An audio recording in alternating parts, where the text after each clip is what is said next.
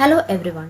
Hearty welcome to the fifth lecture of the Plural Perspective video lecture series offered by the Postgraduate Department of English, Pioneer College, Pioneer. This lecture is based on the lesson Is This Desirable? Written by Lalitambika Andajanam, which is included as the fifth lesson of the textbook Plural Perspectives, Readings on Gender, prescribed for the second semester UG English Common Course students of Kannur University as course 2A04 ENG. Is This Desirable is a short story written by Lalitambika Andajanam and is translated by Dr. Shiba KM. Before moving on to the story, let's have a look at the profile of the author. Lalitambika Andajanam, as we all know, is a well-known writer in Malayalam who was born on 30th of March 1909.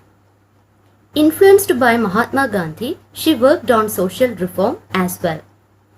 Her works highlight the predicament of the Nambudiri women folk and problematize the role of women in society, in the family sphere and as an individual. She was deeply moved by the social reform movements happening within her community under the leadership of people like V.T. Bhattadripadu, Mullamangalathu Raman Bhattadripadu or MRB, Premji, etc. It was a time when V.T.'s works like Adikalayil Ninnu Arangathekku, Rajani Rangam and MRB's Valkannadi shook the community with their revolutionary ideas and urged the people to come out of the age-old customs and beliefs. All these cast a spell on Andajanam, which she reflected through her works. She has written short stories, poems and a novel. Her magnum opus is the novel Agnisakshi, published in 1976, which fetched her both Kendra Sahitya Academy and Kerala Sahitya Academy awards in the year 1977. The novel was later made into a film with the same title, directed by Shyama Prasad, starring Shobhana, Praveena, Rajat Kapoor, Srividya, etc. Her autobiography is Atmakathakiru Amukham. She left the world in the year 1987. That's about the author. Now let's have a look at the profile of the translator. As I said before, the translator of the short story is Dr. Shiba KM. Dr. Shiba KM is Professor of History and Coordinator of Dakshayani Velayathan Center for Women's Studies at Sri Shankaracharya University of Sanskrit, Kaladi. She has a PhD in History from Jawaharlal Nehru University. Her areas of specialization include feminist theories, sexuality, gender and history and development studies. Now let's discuss the story, Is This Desirable? The story is written against the backdrop of the formation of community organizations intended to bring about radical changes in the casteist society. Several such organizations were formed in Kerala during the close of the 19th century and in the beginning of the 20th century, namely Sri Narayana Dharma Paripalana Yogam or SNDP, Sadhujana Paripalana Sangham, Nair Service Society, etc. These are all established for the social advancement and welfare of the people of the respective communities. Thrown into the flux of time, the educated and progressive Nambudiri youth felt the need of a community organization for them as well.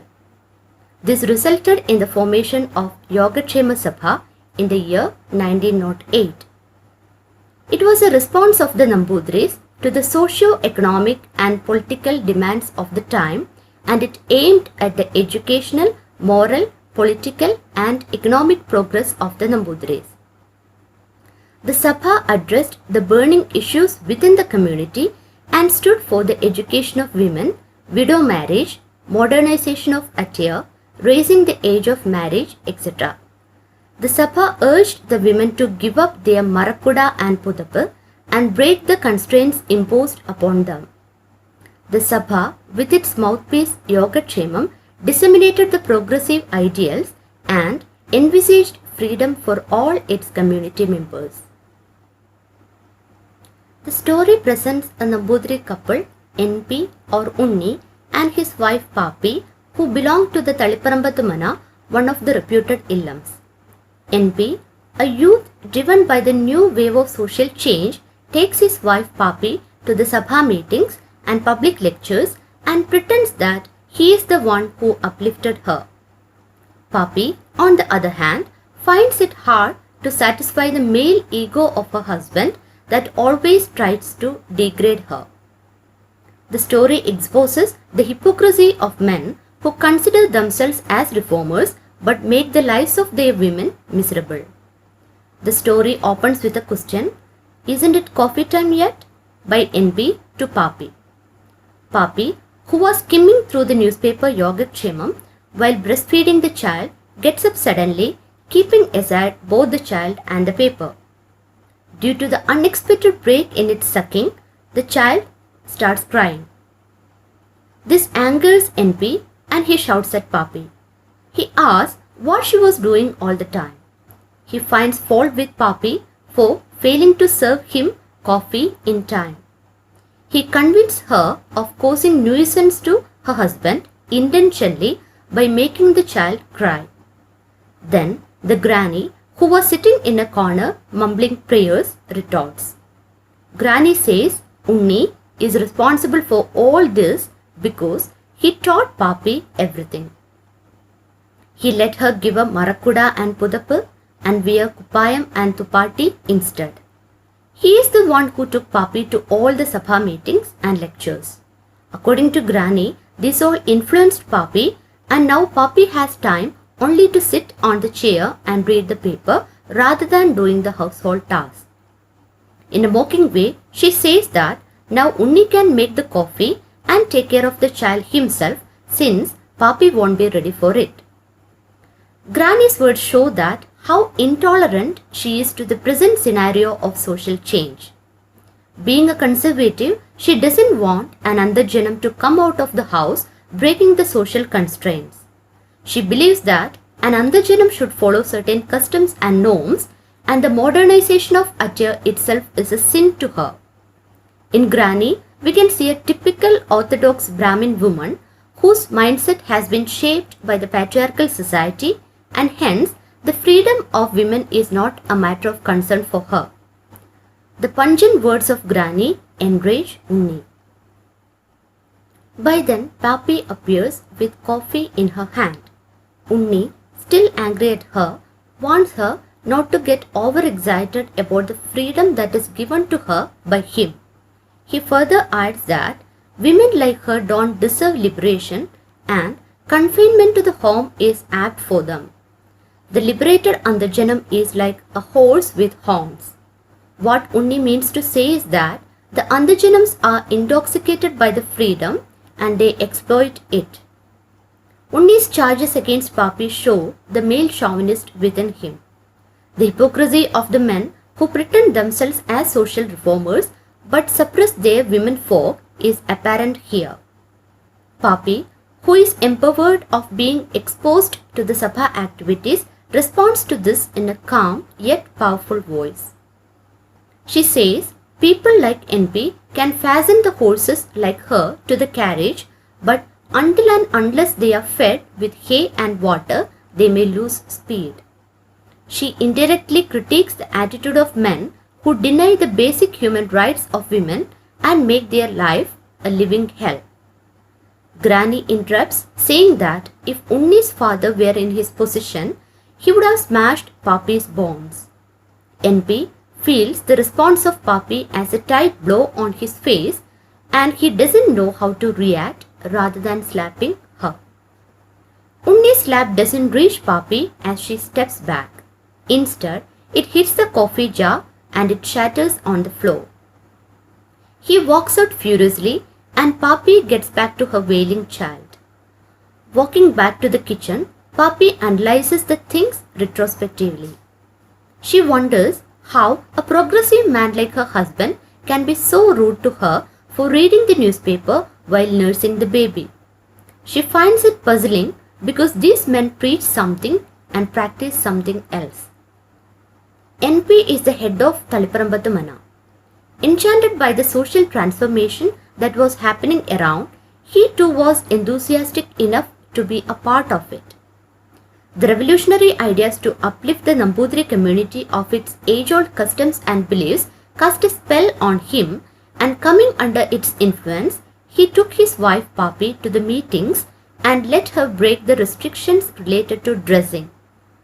But eventually the spirit in him died out, and like many others, he too withdrew from action. Restrictions were again imposed on Papi. But Papi, who imbibed the ideals of emancipation and empowerment through the exposure she got, couldn't submit herself to the constraints laid upon her. Time proved NP a hypocrite who couldn't let his wife breathe the air of freedom.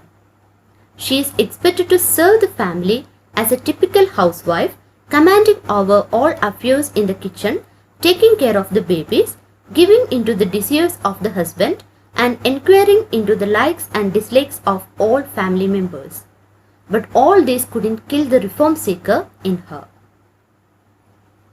The piece of writing she read in the Yogaksema paper hit her hard because it was abusing the Andhajanams as good for nothing and degrading them as incapable of speaking or writing. That night she asked her husband about it because she wanted to know the truth about its author. She was unwilling to accept that such an illogical and meaningless piece came from her husband. Her questioning irritates NP, who strongly sticks on to what he mentioned in the writing and reiterates that the men uplifted the Andhajanams and they know well how to put them down. Papi gives a tit for tat to this accusation by saying that there are men who memorize the already composed speeches and copy others, thereby making names out of it. This hurts his self-pride, and he asks Papi whether she intends to say that her husband is incapable of writing. Papi tries to calm him, saying that she doesn't have any such intentions, but gives a hint about the help he seeks from his friends for writing. NP refutes this and points out he does so only when he is busy. Then she draws his attention to the endless chores of the Andhajanams and says that it's unfair to call them as useless, for someone would turn up to prove their capacity. NP mocks at her, saying that the Andhajanams can't even lift a blade of grass, then how can they lift a pen? According to him, some men like him are kind enough to write under female names, and that is what she sees in the newspapers. Papi winds up the argument without saying anything, but she is unable to sleep that night. When her husband falls asleep, she takes a paper and pen and goes to the other room and starts writing furiously. The next part of the story begins with a rejoinder to the writing by an Andhajanam that appears in the next issue of the paper. This rejoinder makes NP uneasy, and he feels it as a thorn in his flesh. He is quite sure that this has been written by a man for an Andhajanam who knows nothing other than quarrelling in the kitchen and worshipping the saddle quern can write it. He summons his friends and manages to prepare a rebuttal to it with their help. This was further degrading the Andhajanams, accusing them of being thankless to their men who struggle really hard to uplift them.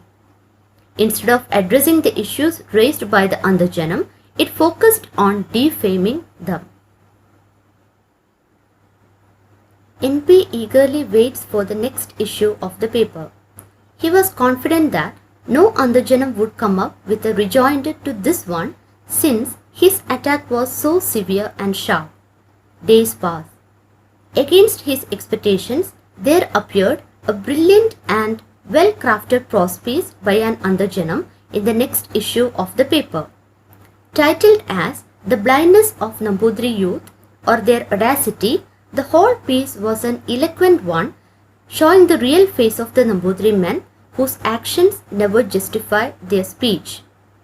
The intense prose piece set on fire the double standard of men who boast that women cannot stand their own without men's help. The writer expresses her sympathy for those men whose revolutionary ideas are all died out and reminds them that showering insults upon the Andhajanams after instilling self-pride in them is like murdering the sick after nursing back to health. She verbally smashes the men who consider women to be the puppets for their own convenience. The writer, through this rebuttal, opens up the irony of confining women to the kitchen spaces and labeling them as incapable and weak. She also expresses her contempt towards those men who secretly seek the help of others to speak or write and feign greatness. Having read it fully, NP finds this piece as perfectly crafted one, which literally nullifies the charges he brought against the Andhajanams in the earlier write-up. He is plunged into despair and wanted to respond to it at any cost. He sent word for his friends, but nobody turns up. Though he tries hard, no idea strikes his mind. He feels losing his honor and pride before an Andhajanam. That night, he has a bad dream where he is strangled by a dumbness. He wakes up from his sleep and finds that Papi is not there in the room. He searches for her and finally finds her in the other room, sitting in a corner and writing something in a hurry. He snatches the paper from her and reads it. On reading, he realizes that it was a rejoinder to the write-up appeared in the newspaper the very day. Excited, he asks who has shown that write-up to Papi. Papi answers that the one who wrote it showed it to her. NP asks who wrote that, to which she answers that she wrote it. This startles NP and he asks her whether she was that Andhajanam who was fighting with him all these days. In a meek yet powerful voice, she says that she was not arguing with him, rather it was the self-esteem of the Andhajanams. She feels sad for those men who motivated the Andhajanams to think and speak, now monopolize their thought and speech. When the women write for their cause, these men ask them, is this desirable? Being a spokesperson for the silenced women folk, she asks the same to the men, is this desirable?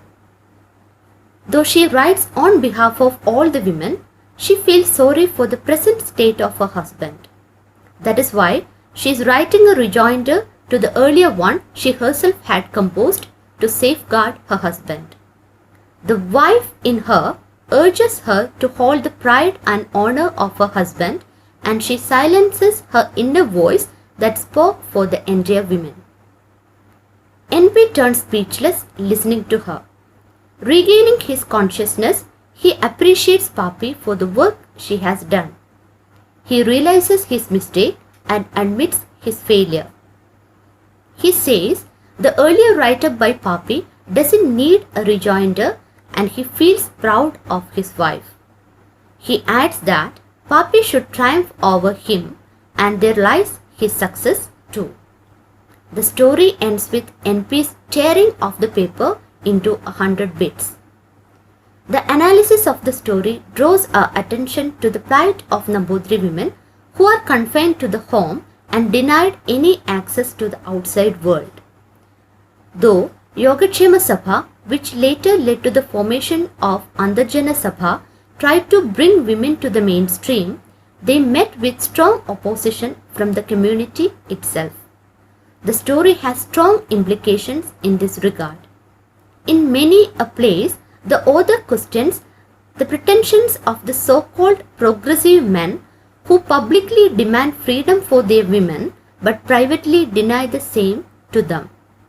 NP is a representative of such men, whereas Papi symbolizes the women who are capable enough to internalize the ideals of reformation and emerge as notable speakers and writers if given a chance. A further observation on the characterization of Papi is that the character delimits herself into the patriarchal constraints. Papi is presented as a strong, intelligent woman with a liberated mind. Yet, Papi's attempt to safeguard her husband by writing a rebuttal that contradicts her earlier write-up shows that she is still within the shackles of patriarchy that institutionalizes family. Being a wife, She finds it inevitable to justify her husband, for which she is even ready to sacrifice her revolutionary spirit. In Lalitambika Andajanam's works, we often find such women who sustain their faith in the sanctity of family, marriage, motherhood, etc. Devagi Manambally in Agnisakshi and Tatri in Pratigara Devada appear to be rebels in the outset but end up as women deprived of gratification and self-fulfillment. In Papi, we see the author's inner self who tries to re-establish the solidity of family that ultimately results in strengthening the patriarchal norms. Let's wind up the story here. Now let us discuss the comprehension questions from the lesson. The first question: what is the name of the newspaper the character Papi was reading? Answer: Papi was reading the newspaper Yogakshemam. Second question: what is the reason for the baby's wailing? Answer: the baby wails at the unexpected break in its sucking. Third question: why does Papi's husband shout with anger at her? Answer: Papi's husband shouts with anger at her because she fails to serve him coffee in time. Fourth question: how does the granny react when Unni shouts at his wife? Answer: Granny blames Unni for letting his wife give up Marakuda and Pudappu and wear Kupayam and Tupati and for taking her to public speeches and Sabha activities. According to her, now Papi has time only to sit on the chair and read the paper. Fifth question: how does Papi react to her husband's anger? Answer: Papi keeps aside both the baby and paper and prepares coffee for him. When NP compares her to a horse with horns, she says in a calm voice that if the horse is not fed properly, it may lose speed. The sixth question: what does Papi say when her husband walks out with rage after attempting to slap her? Answer: she realizes that her reading of the newspaper while feeding the baby angered him. She comments that such people are labeled as progressive lot and community leaders. Seventh question: how did NP bring in social transformation in his own family? Answer: NP brought in social transformation in his family by reforming his wife's attire and ushering her into the spaces of public speaking and newspaper columns. Eighth question: how did his revolutionist attitude change over a period of time? The answer: when the novelty of social transformation gradually subsided, his revolutionary spirit died out and eventually he withdrew like many others. He repented and purified himself.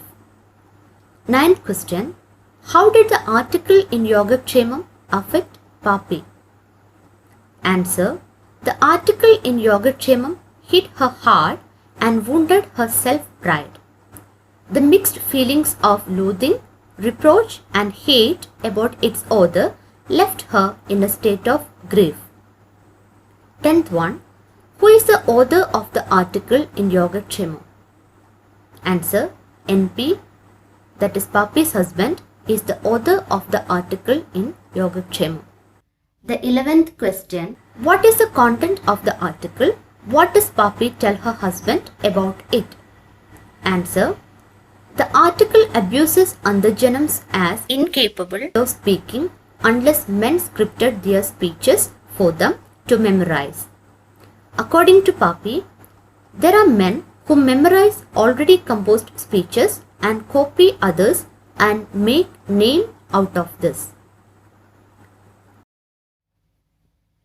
12th question: what was NP's reaction when a rejoinder penned by an Andajanam appeared in the paper? Answer: NP was taken aback seeing it and felt it was written by a man, for an Andajanam who knows only to quarrel in the kitchen can never write such a piece. 13th one. What is the title of the second rejoinder by the Andajanam in the next issue of the paper? Answer.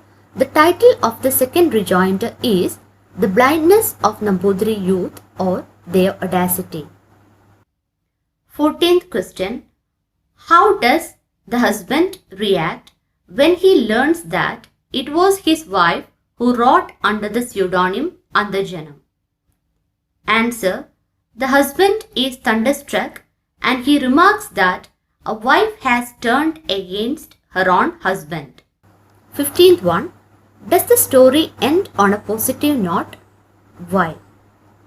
Answer. The story ends on a positive note where NP realizes his mistakes and appreciates Papi for what she wrote.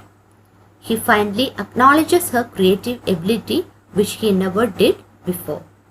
So with that, we are winding up the lesson, Is This Desirable? Hope you could understand. Thank you.